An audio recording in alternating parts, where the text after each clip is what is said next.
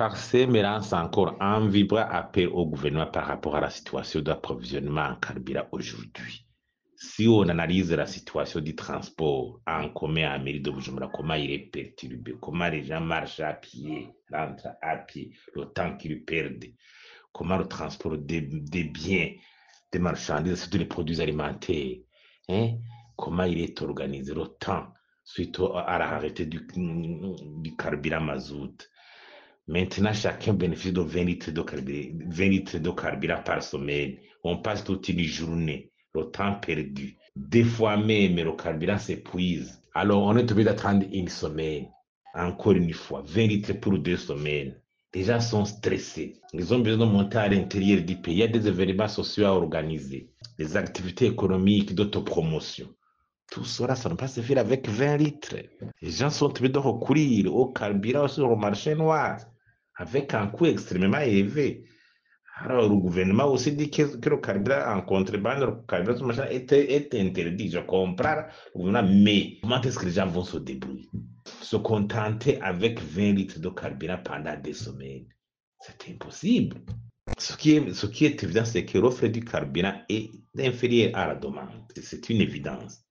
Des causes qui ont été couramment exprimées. On a parlé des problèmes des gens qui ont bénéficié de devises qui n'achètent pas le carburant régulièrement, alors qu'il y a des modes de paiement transparents qui peuvent être utilisés pour approvisionner le carburant. On dit des fois que le carburant est plein à Dar es Salaam, mais comment que le transport de Dar es Salaam à Bujumbura cause des problèmes. On dit que le carburant est arrivé à Aflo, mais qu'il a été détourné ici sur place.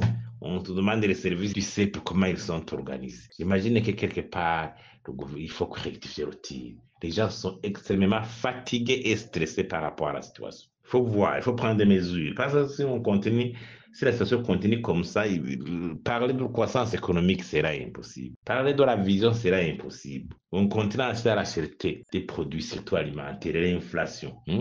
Problématique de l'organisation des élections. Donc la situation le pays est dans une situation où tout risque de s'arrêter. Le gouvernement doit comprendre que c'est une question très fondamentale à prioriser. Et sur 3 axes, il faut prendre des mesures sur 3 axes. Pour la gestion des devises, comment les devises sont prioriser d'abord la gestion des devises ici au Burundi.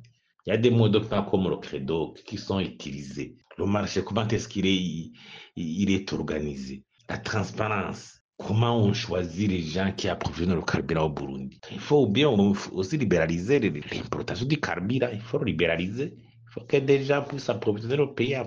Les gens puissent se débrouiller. Contraindre les gens à passer 2 semaines pour 20 litres de carburant, c'est extrêmement impossible pour la vie des personnes. Donc, il faut vraiment une action vraiment fondamentale ou bien une journée de réflexion où tous les partenaires sont invités pour échanger sur la situation du carburant. Le gouvernement devrait organiser vraiment une journée de réflexion spéciale où tous les partenaires, les représentants des consommateurs, pour discuter sur la question du carburant.